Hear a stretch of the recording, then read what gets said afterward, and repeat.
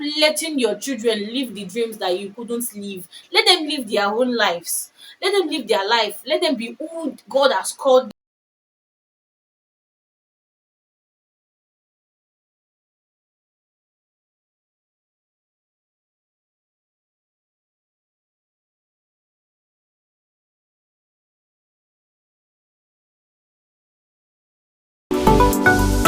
Hi guys, welcome back to my channel. I hope you guys are good. I hope you've been doing great. How was Valentine in your own side? Are we still on the God abeg side, or you were well taken care of, pampered, lavished with gift and all? Let us know in the comment section. How did your Valentine's go? And sorry, baby J. Bless you, baby J. To my new subscribers, thank you so much for subscribing. Thank you for joining the family. And to my returning subscribers, thank you so much for coming back to always watch my videos. Thank you so much for engaging. Thank you for the likes. Thank you for the comments. God bless you. So, guys, today we'll be calling out some dysfunctions that our generation needs to break free from. I don't know. I've been getting some kind of interesting topics, which I am happy about. I actually feel like this is the Holy Spirit because I feel like because it is in line with my purpose. Like I know God has called me to family, to marriage, to relationships, and all. And I feel like God is on a mission of rebuilding, like restructuring, bringing back his plans and his intention for families, for marriage, for homes that the devil has snatched, that the devil has taken from us. I feel like God is in that place of bringing it back, like what the devil thought he has broken, what the devil thought he has spoilt. God is in that place of like rebuilding and healing. So, guys, I'm bringing some kind of topics that you're like, oh, what's I'm talking about? Ah, what did you get topic from? Guys, it's from the Holy Spirit. Something like this particular topic.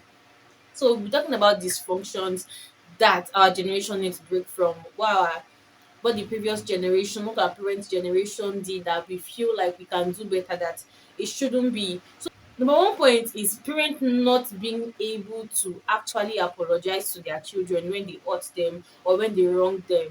Like many parents actually find that to say, I am sorry. And I feel like that is actually very bad. That's why in our society now, we find out that we have so many adults who don't even know how to say sorry. They don't know how to apologize when they wrong someone or when they hurt someone because they grew up seeing that so many when things happen, when they get hurt or when they hurt somebody in their home, before you know it, people we all sweep it under the carpet, like they sweep it under the carpet. Nobody's coming to say sorry. As a parent, it's not going to hurt you. It's not going to make you less than yourself. It's not going to make your children disrespect you when you hold on to your the responsibility that, oh, I hurt you, oh, I'm sorry, I didn't intend to talk to you that way. So there's something me and my husband have been doing with our baby. Like our baby just few months old, and one thing we usually do is probably carrying him in a way and he protest, or he's just protesting and he's not comfortable. Oh, sorry, Jay. I'm sorry, Jay. I'm sorry, Jay. I'm sorry, Joshua. Like we are intentionally building, even now that he's not so conscious of what we are doing, or intentionally building that part of letting him know that. So when he's big enough and we hurt him and he say, Mommy, I don't like the way you spoke to me, you shouted at me, but I this was not what I meant. Like it would be easy for us to say, oh, I'm sorry, I didn't know. I'm sorry I shouted at you. Like it's easy for us to say it. That way he knows that when he offends someone or when he hurts someone, either intentionally or not intentionally, he knows how to say sorry. That apologizing is a must. Saying sorry would not hurt him. Saying sorry would not make him less of a person than he is. So as a parent, let's as incoming parents or new parents in this generation, let's be intentional about actually apologizing, taking it up to ourselves to say, oh, I'll be intentional about apologizing. That's validating their feelings. So many adults are there without so many invalidated feelings and they are not happy about it. So that's validating their feeling, a way of saying, oh, I'm sorry, I hurt you. Number two, this one, I feel like some people might stone me for this, but I don't care. I'm going to say it wherever, whatever way, I'm going to say it. Number two is adults are always right. Guys, adults are not always right. Adults are not always right. Let's take, for instance, like a younger person and another person, probably they had a clash or something happened, probably there was a misunderstanding, and someone is there to like be the judge of, oh, what happened, so, and so, and you are there, and it is now so obvious that the adult was actually the one at fault. I'm not saying probably the young person like probably insulted the adult or something. Like one misunderstanding just happened, and obviously it is so obvious, and this younger person is actually hurting from what the adults did. And the next thing you would hear in this part of the world is somebody, a younger person is hurting because an adult offended them or hurt them or did something not to them. And the next thing you would hear is after everything, it is obvious that this adult is at fault. You will still hear people say, oh yeah, apologize, telling the younger person who is actually hurt to apologize to the older person that hurt them. I feel like that is so unfair. That is killing so many things, and this thing has been passed over and over. Like an adult can be wrong. I'm not saying scold an adult or correct an adult in front of a younger person. There's always a better way to go around it, but every time this thing is like a cycle that keeps going on and going on. You It's very bad to say somebody is hurting. That's another way of not validating someone's feeling, and that's another way of like, I feel like that's a way of riding a younger person. I feel like it's a way, I don't want to say it's bully, but it's really unfair. It's something that is very bad. And people be complaining that, oh, you guys don't open up, you guys did this, you guys do that. That's because when they opened up, you didn't judge right. So why should they open up to you? Why should they open up to you? They rather open up to their friends. That's like a safe place for them, where they know that they will be heard, where they know that they will be seen, and they will judge well. So I feel like it's something that needs to be addressed. Like adults are not always right. And even when adults are wrong and you can't correct an adult in front of a child, let's stop this habit of asking a child that was hurt or a younger person that was hurt by an adult to always apologize. It is heartbreaking. I've actually been there like a countless number of times, and I know how I felt. I know how pained I was, especially when what was done to me was very painful and hurting. You still now ask me to apologize. That's painful. It can bring about resentment and so many other things from that particular thing. Like if you know you can't settle the matter, it's better you just stay off from it. Okay, this third point again is about parents manipulating their children to fulfill their own desire without thinking about what does this child want, how does this child feel. Let me tell you, let's use this for as an example. A child who is so obvious that, oh, this child loves music, this child is so good at music. Some people, they not even learn this thing, but because it's like inbuilt, this is what God has created them to do. It just comes naturally for to them. But because their parent is like, oh no, I want to be called your doctor, I want to be called your lawyer, or they wish they were doctors or they wish they were lawyers, but due to one thing or the other, they were not able to fulfill that part, that desire. Then they find themselves, hey young YouTuber, then they find themselves actually like forcing that desire, forcing that thing on their children against their will. So many people go to school, so many people have gone to study courses that they don't even have any business with, they don't have any concern going to that area, but because their parents force them. You know, some parents even threaten their children that they're not going to pay their school fees if they don't study a particular course. Many people are in school many people are in school struggling with their courses because their parents have forced them.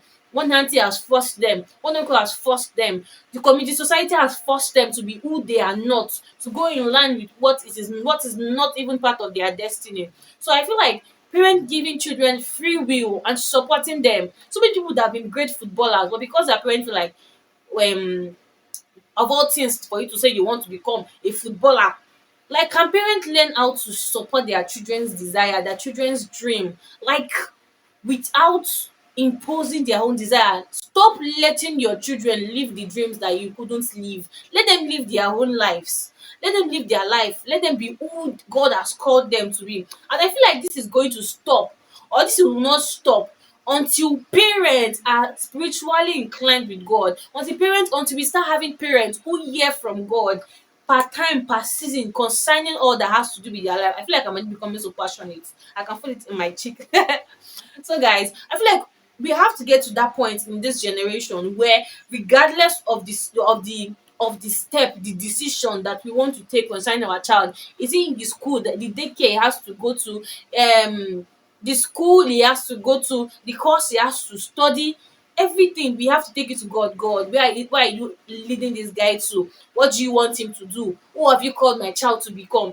That way it is easy for us to align with God's plan and purpose for this child, not that we now impose our own desire and the child just feels lost after achieving everything, having a first class, maybe because they are brilliant and intelligent, or there are even some first class products, some people that are natural first class products, but because they have been forced to go in the direction that is not pertaining to their destiny, that looks like they don't know work, they don't know book, they are not intelligent, they are olodo, but because you guys did not allow them bloom into their full potential in the areas that God has called them to be. So I'm just calling on this our generation that we should do better when it comes to raising of our children, when it comes to hearing God concerning the lives, the purpose, the calling, everything that has to do with our children, their gifts, their talent. I feel like I'm just so passionate. So all in all, what I'm trying to say is, parents, please don't force your dreams on your children. If you couldn't achieve or live this dream, I'm so sorry, probably due to one reason or the other, but let us do better as children. Let us raise children who are happy, children according who are living their life according to the will, the purpose, the plan of God for their lives. Yes, you agree with me, my boy. Yeah, I feel like this last point, I'll try not to be too passionate, not to sound offensive, because I know, yeah, I understand things can be hard and all that, but can parents stop making children become breadwinners of their home because they sent them to school? Like, in Nigeria, I'm going to be saying Nigeria because I'm from Nigeria and I've seen it happen over time.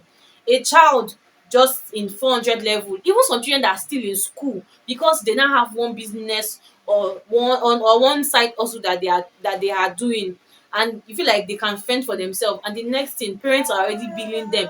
Let's even talk about the ones that because the parents sent them to school and they feel like they are already serving. Please, how much is Nigerian paying coppers? How much is even 33,000? I don't know if they've increased it now, but how much is 33,000 naira now in this economy? You can't even sustain, and because this child, you feel like this child is already making money, and probably where they are serving, they're adding like one chicken change for them. You're already billing them, saying house rent is due, it is not complete. I am so grateful for the kind of parent I have, for the kind of parent my husband has. At least I've experienced this side, and I am so grateful. I am so grateful that we don't have parents that are entitled. I feel like it's entitlement. Like, see, we appreciate everything that parent. Thank God now I'm not a mom. And somebody can come for me and say, "Oh, shebi, it's just a baby you have not paid school fees, you have." By the grace of God, I would not do that. God will bless me. I would work very hard to take care of my children. I feel like parents already have this mentality of, because I sent you to school, then it's your time to take care of me. This is where I've escorted you to. So it's your time to like reciprocate because of the things I have done for you. Guys, you're not doing your children a favor by sending them to school. It is your responsibility as a parent to provide education for your child. So sending that child to school, you are not doing that child a favor. You are just performing your responsibility as a parent. I feel like it's high time parents get to that side of not relaxing and relax. See, when you raise a child that is God fearing, that a child that is a good child, when he or she makes it in life, when they are fine, even when they are not even so comfortable, they will take care of their parents without anyone telling them. But parents now putting so much burden on a child who has not gotten stability, who is still trying. Like, some people to do it up to the extent that they will send one child to school, and that one child will be the one to make sure that his remaining four siblings go to school, causing for that child to be under so much pressure. Even sometimes they even put their lives, their plans on hold, just because they know they cannot shuffle every other thing alongside sponsoring their siblings that are the responsibility of their children. It's not a crime that you sent that child to school. I try so much not to sound insensitive over this particular point, but it is the truth. So many children are under so much pressure. See, I have heard of parents who still send their married children full stop. See, your children will always be your children. By the grace of God, we'll be parents whom God will establish so much that we would not be relying on our own children's money. Yes, so they will give us, they will give us money willingly, they will take care of us even when we have enough. But we should not have that mentality. I feel like it's even, I can call it like poverty mentality, saying, do you feel like you cannot make it as a parent? Like, we by the grace of God, we will not be struggling parents. God will bless us, God will establish us, will prosper the works of our hands, that we will be able to gather enough for ourselves, enough to take care of our children, that even when they go to their respective um homes, we would be fine enough to cater for ourselves. What I'm just trying to say is, let if you already have that mindset, probably because your parent did it to you, that after or they are currently doing it to you while you are in school, while you were in school, you became the breadwinner of the home. They want to buy drugs, they want to eat food stuff, rent, taking care of your younger ones and all the whole responsibility. I'm so sorry that they did that to you, but cut yourself off from cut yourself from that kind of mentality that probably are going to do the same for your children. Just cut yourself off. That is not the normal way. That is not how it's supposed to be. Yes, children are supposed to take care of them, but not taking responsibility of what parents are supposed to be doing. Yeah, I think I've related that point very well. So, guys, if there are some dysfunctions that you feel like I've not mentioned in this video, please do well to drop it in the comment section. And if you have experienced one or two or even four of these points that have been mentioned, let us know in the comment section. Let us know how you walk through it. Let us know your plan. Is this still affecting you? And one thing I would say to wrap up this video is, if you didn't come out of a good home, if you didn't come out of a great home, let's make sure that you do everything in your capacity to make sure that a great home, a good home comes out of you. If you don't have the love you wanted, the affection and everything, make sure that you prepare yourself, you work on yourself so much that the children that you are going to have would have what you desire that you never had. So let's stop repeating negative and terrible patterns all in the name of you didn't receive it. That you didn't receive it doesn't mean you cannot give it to your children. Your children deserve better. They deserve what you wish you had. And I know that by the grace of God, you can actually give it to them. So yes, we've come to the end of this video. If you know you've not subscribed to my channel, you've not liked this video, you've not dropped the comments, please do well to do it now. Do well to do it now. Please do well to do it now. Thank you so much for watching. Until I see you in my next video. And if you have something you want me to talk about, a topic, anything, just let me know. Drop it in the comment section. I also have my email in the description box. And I also have a link to my Instagram page. You can send me a message through any of this link. And I will gladly make a video for you guys. Thank you so much once again. See you in my next video. Bye. Not, I feel like because parents already have this mentality of J Bobo, mommy is almost done.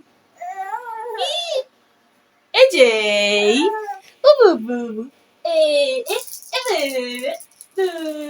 boo boo J, boo boo J, my boo boo J. Oh, short break.